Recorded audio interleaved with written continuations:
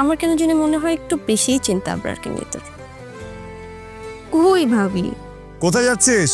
ভার্সিটিতে ভাইয়া। বাবা, আমাকে ক্ষমা করিস বাবা, আমি তোদের জন্য কিছু রেখে দিতে পারলাম না।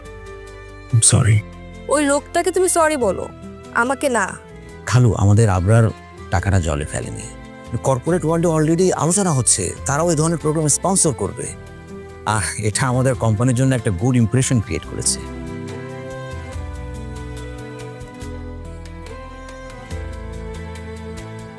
খালু, আমি যেটা বলতে চাচ্ছিলাম, আমাদের কোম্পানির কিছু এমপ্লয়ি চাকরি ছেড়ে দিয়ে চলে যাচ্ছে।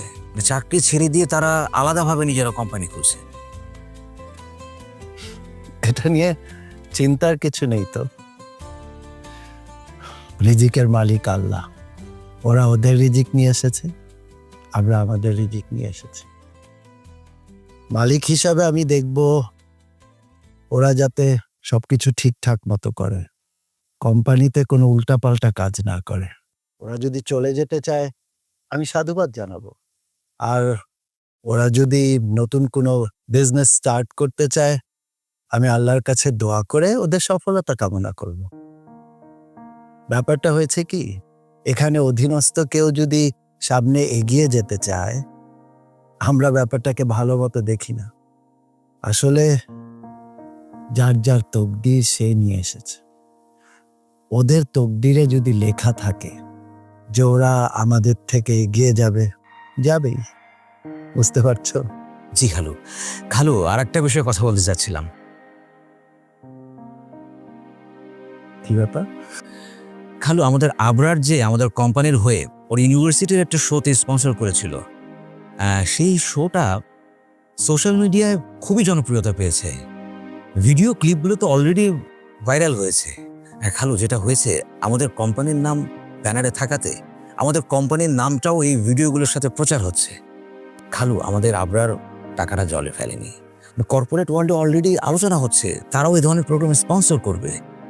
আর এটা আমাদের কোম্পানির জন্য একটা গুড ইমপ্রেশন ক্রিয়েট করেছে। আলহামদুলিল্লাহ। আসলে আবরার যাই করে দিন শেষে সেটা কিন্তু সুফল বয়েই আনে। আমি আসলে মাঝে মাঝে আবরারকে বুঝতে পারি না। জেনারেশন গ্যাপ বলতে পারো, আবার এটাকে কমিউনিকেশন গ্যাপও বলা যায়। আচ্ছা তুর্য, তোমার খালা আমাকে বলেছে যে আবরার তোমাকে সরি বলেছে। তুমি ব্যাপারটা আর মনে রেখো না। খালু, আপনি এভাবে বলছেন কেন? সরি বলতে হবে কেন? ও আমার ভাই, আমি ওর কাজিন। খালু, আপনারা আমাদের জন্য যা করেছেন, এই অবদান আমরা কখনোই ভুলতে পারবো না। আমি আদব কায়দার ব্যাপারে খুবই সিরিয়াস। আমি চাই আবরার একদিন আমার মতো হবে। ইনশাল্লাহ খালু, আবার অবশ্যই আপনার মতো হবে। ইনশাআল্লাহ। আসসালামু আলাইকুম। ওয়ালাইকুম সালাম। বাসার জন্য খাবার রেডি করেছি, যাওয়ার সময় নিয়ে যাবে কিন্তু। খালামুনি, এসবের কি দরকার ছিল? কোনো দরকার ছিল না খালামুনি। কি যে বলে, অনেকদিন তোমাদের বাসায় যাওয়া হয় না, আমার বোনটাকেও দেখা হয় না, আমাদের লিমির সাথেও দেখা হয় না, তাই ভাবলাম একটু খাবারের আয়োজন করি, এই আর কি। ঠিক আছে খালামুনি। আমি আর তোমার খালু কিন্তু খুব শীঘ্রই তোমাদের বাসায় যাব, তোমরাও আসবে কিন্তু। অবশ্যই খালামুনি। ঠিক আছে, তোমার আব্বাকে আমার সালাম দিও। জি খালামুনি। আচ্ছা ঠিক আছে, তোমরা কথা বলো, আমি আসি। জি, আসসালামু আলাইকুম। ওয়ালাইকুম আসসালাম।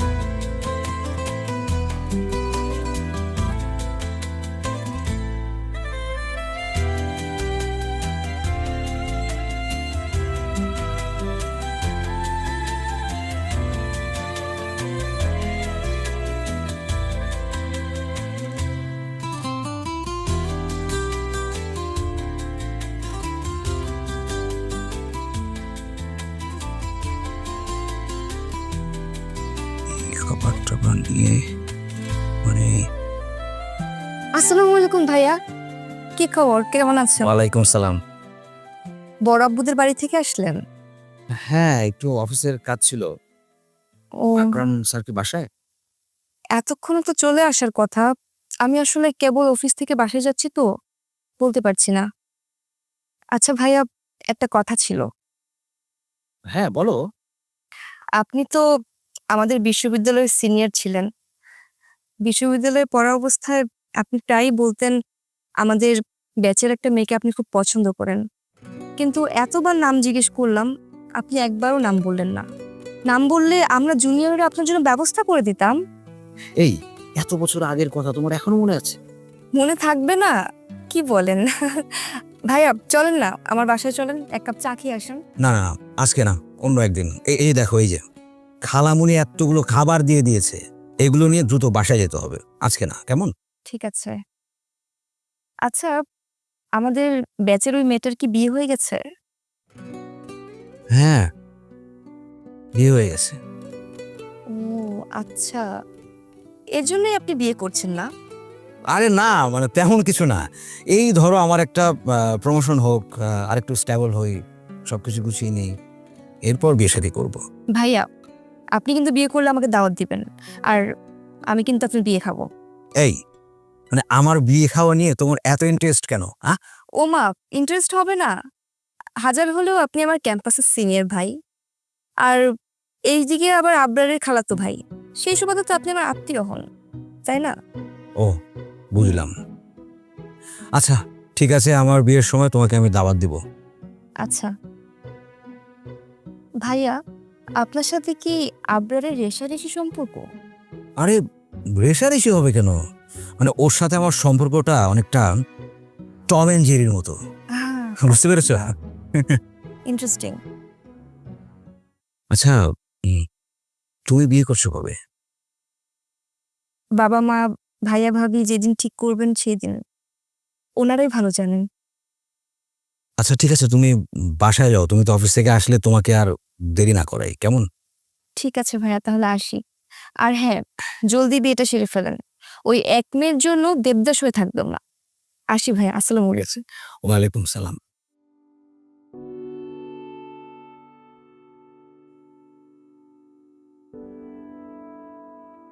আজও তোমাকে বলা হলো না যে আমার ক্যাম্পাস জীবনের পছন্দের সেই মেয়েটাই তুমি। আকার ইঙ্গিতে তো কত করেই বুঝালাম, কিন্তু বুঝলে না। খুব বলতে ইচ্ছে করছিল যে বিয়ে করছি না, কারণ আমার হৃদয়ে এখনো তুমি।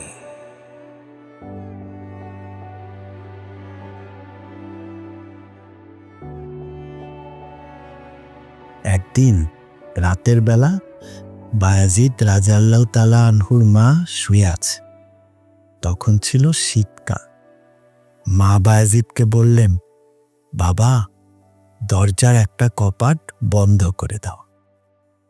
বায়াজিদ মাকে জিজ্ঞাসা করতে ভুলে গেল, ডান কপাটটা বন্ধ করবে নাকি বাম কপাটটা বন্ধ করবে। ততক্ষণে মা ঘুমিয়ে গেছে। মাকে ঘুম থেকে উঠিয়ে জিজ্ঞাসা করলে যদি মায়ের কষ্ট হয়, তাই বায়েজিদ কি করলেন জানো? বায়েজিদ একবার ডান কপাটটা কিছুক্ষণ বন্ধ করে রাখেন, আর বাম কপাটটা খুলে রাখেন, আবার বাম কপাটটা বন্ধ করে রাখেন, আর ডান কপাটটা খুলে রাখেন। এভাবেই সারা রাত এই কাজ করতে থাকল। তখন বায়েজিদের মা তাহাজ্জুদের নামাজ পড়তে উঠে দেখেন বায়েজিদ এরকম করছে। বায়েজিদকে জিজ্ঞাসা করলেন, তুমি এরকম করছো কেন? তখন বায়েজিদ তাকে সব খুলে বলল। মা বায়েজিদের কথা শুনে খুশিতে তাকে বুকে জড়িয়ে ধরলেন। আল্লাহর দরবারে দুহাত তুলে মোনাজাত করলেন যে এমন ছেলে আমাকে দিয়েছেন, তার জন্য আমার জীবন ধন্য হয়েছে। আর একদিন রাতে বায়েজিদ পড়াশোনা করছিল। বায়েজিদকে তার মা বললেন, বায়েজিদ, এক গ্লাস পানি আনো, আমার খুব তৃষ্ণা পেয়েছে। ভাইজি পানি আনতে গিয়ে দেখে মশকে পানি নেই। দাদু হুম? মশকটা কি? মশক হচ্ছে ওই যে পানি রাখার জগ, মানে কলসি চেনো তুমি? হ্যাঁ কলসি চিনি, কলসির মতো। হ্যাঁ কলসির মতো, মানে পানি রাখার একটা পাত্র। তো বায়েজিৎ মশক নিয়ে পাশের কূপ থেকে পানি ভরে আনল। ততক্ষণে মা তো ঘুমিয়ে গেছে। এখন মাকে ঘুম থেকে জাগালে যদি কষ্ট হয়, তাই বায়েজিৎ গ্লাস হাতে করে মায়ের শিয়রে দাঁড়িয়ে থাকলেন। ঘুমাইনি? না, তখনও তো শীতকাল ছিল, ঠান্ডায় বায়েজিতের হাত জমে যাচ্ছিল। মা ফজরের আগে তাহাজ্জুদের নামাজ পড়তে উঠে দেখেন বায়েজিৎ তার শিয়রে দাঁড়িয়ে আছে। মা জিজ্ঞাসা করলেন, বায়েজিৎ তুমি আমার শিয়রে পানি হাতে দাঁড়িয়ে আছো কেন? বায়েজিৎ বললেন, মা ঘুম ভেঙে যদি তুমি আর পানির তৃষ্ণা পায়, সেই জন্য তোমার শিয়রে দাঁড়িয়ে আছি। এই কথা শুনে মার মন খুশিতে ভরে উঠল। তিনি তাহাজ্জুদের নামাজের পরে 2 হাত তুলে আল্লাহর দরবারে মোনাজাত করলেন, হে রাব্বুল আলামিন, আমার বায়েজিৎকে তুমি সুলতানুল আরেফিন হিসাবে তোমার বন্ধুর দপ্তরে মর্যাদার আসনে প্রতিষ্ঠিত করো। দাদু ভাই, এই কাহিনী দুটা শুনে তোমার কি মনে হলো? মায়ের শুধু সেবা করতে হয়, যেটা বুঝলাম। শুধু সেটা না দাদু ভাই, জীবনে যদি উন্নতি করতে চাও তাহলে মায়ের কথা শুনতে হবে আর মায়ের অনেক সেবা করতে হবে। দেখো, মায়ের দোয়ায় বায়েজিৎ বোস্তামি আমাদের মাঝে অমর হয়ে আছে। মা আর সন্তানের ভালোবাসার কোনো কথা শোনাতে হলেই আমাদের বায়েজিৎকে স্মরণ করতে হয়। দাদু ভাই, তুমি জীবনে অনেক উন্নতি করতে চাও না? জি দাদু, আমি অনেক উন্নতি করতে চাই। তাহলে মায়ের কথা সব সময় শুনতে হবে। জি দাদু, আমি সবসময় মায়ের কথা শুনবো। গুড। আবার বাবা I am proud of you my son. কেন? তোমার ইভেন্ট অনেক সাকসেসফুল হয়েছে। তোমার ইভেন্ট এতটাই সাকসেসফুল হয়েছে যে আমাদের কোম্পানি স্পন্সর করে অনেক সুনাম অর্জন করেছে। থ্যাংক ইউ বাবা। বাবা আমার না অনেক ভালো লাগছে। অলওয়েজই ট্রাই করি ভালো কিছু করার, যেন তুমি আমার প্রশংসা করো, বাট উল্টোটা হয়ে যায়। ফাইনালি আজকে লাইফে ফার্স্ট টাইম তুমি প্রশংসা করছো আমার। It feels great. Can I get a hug বাবা? অবশ্য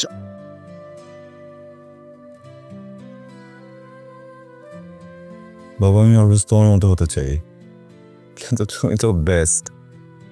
বেস্টটা হতে তো ইজি না, আর একটু টাইম লাগবে, কিন্তু কথা দিচ্ছি একদিন আমি তোমার মতো করে দেখাবো। ইনশাল্লাহ আল্লাহ তোমার এই নেক মনোবাসনা পূরণ করুন। আমাকে কি কেউ হাক করবে না নাকি? চাচু আসো।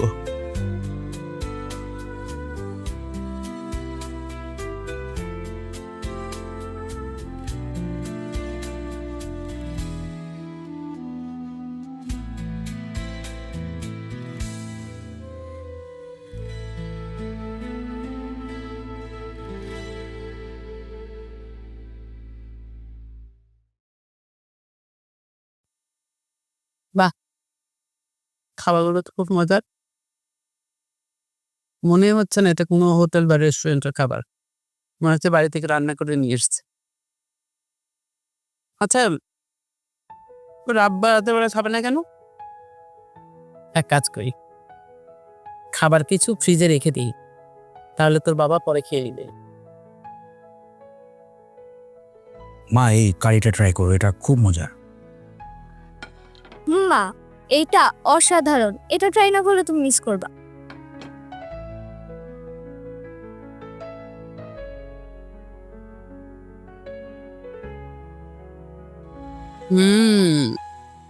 সত্যি তো অনেক মজার। তুর্য, মাঝে মাঝে তুই এখান থেকে খাবার কিনে নিয়ে আসবি। ঠিক আছে মা, আমি নিয়ে আসবো। ভাইয়া, খাবার নিয়ে মিথ্যা কথা কেন বলছো? মা, এগুলো কোনো রেস্টুরেন্টের খাবার না, এগুলো খালামুনি আমাদের জন্য রান্না করে পাঠিয়েছে। আর তুমি দেখে বুঝতেছো না ভাইয়া সবকিছু টিফিন বক্সে নিয়ে আসছে। আর এত মজার খাবার কেউ তুমি বুঝতেছো না যেটা খালামুনির হাতে রান্না?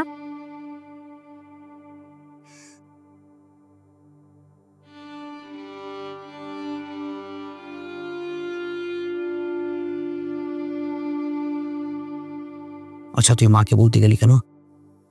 আমি তো ভেবেছি মায়ের খাবার পছন্দ হয়েছে, মা তো রাগ করবে না। তুই না অনেক সময় একটু বেশি বেশি করিস।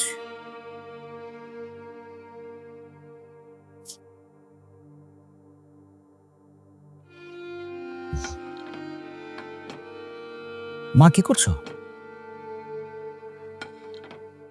মা কি করছো? ফেলে দেব। মা, ভাইয়া খালুজানের অফিসে চাকরি করে, তাহলে বাসায় যে খাবারগুলো আছে সবকিছু ফেলে দাও। তুই থামবি? তুই একটু থাম। মা, এই পৃথিবীতে অনেক মানুষ না খেয়ে থাকে। তুমি খাবারগুলো ফেলে দিয়ে এই খাবারের সাথে জুলুম করো না। তুমি না খেলে কোনো সমস্যা নেই, খেও না, কিন্তু খাবারগুলো ফেলে দিয়ে অপচয় করো না। মা, আমি তোমাকে অনুরোধ করছি। ঠিক আছে, এবারই শেষ। এরপর এবার যেন ওই বাড়ির কোনো খাবার আর এই বাড়িতে না আসে, কথাটা মনে রাখিস। আমি গেলাম। ভাইয়া, মা আবরার ভাই আর খালুজানদের এত অপছন্দ করে কেন? আমার কাছে এর কোনো উত্তর নেই। আমি জানি মা ওদের পছন্দ করে না, আর ওদের নাম আর ওদের সম্পর্কে মার সামনে যত কম বলতে পারবি ততই ভালো। তারা তো আমাদের জন্য অনেক কিছু করেছে, আমাদের জীবনে তাদের অবদান তো অনেক। মাইকে এমনটা করা ঠিক? তুই কি এখন মায়ের ভুল ধরবি? আস্তাগফিরুল্লাহ, আমি কিভাবে মায়ের ভুল ধরবো? সন্তান হয়ে কি মায়ের ভুল ধরা যায়? মা ভুল করে থাকলে সন্তানদের তা বলতে হয় না, আর ন্যায় বিচার করার জন্য তো আল্লাহ আছে। ভাগ্যিস মা খাবারটা ফেলেনি। হ্যাঁ, কারিটা কোথায়? কারিটা আসলে অনেক মজা হয়েছে।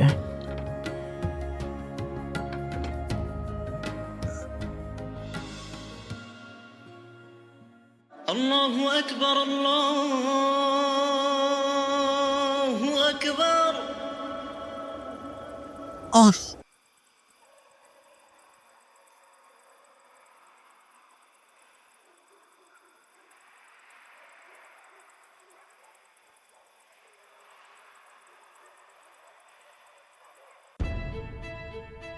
আরে লিমি, লিমি, উঠা! লিমি!